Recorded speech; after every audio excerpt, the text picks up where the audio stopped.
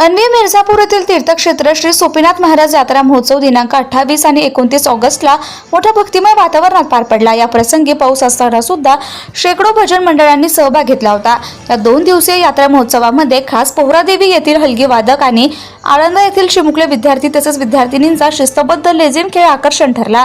दुसऱ्या दिवशी पालखीच्या मिरवणुकीमध्ये महिला भजनी मंडळासह ढोल ताशे मंडळ, बँजो मंडळ, हलगी मंडळ, अग्निशेष भाटे मंडळ तसेच व्यायामशाळेचे विद्यार्थी आणि पंचक्रोशीतून आलेले हजारो भाविक या मिरवणुकीत सहभागी झाले होते।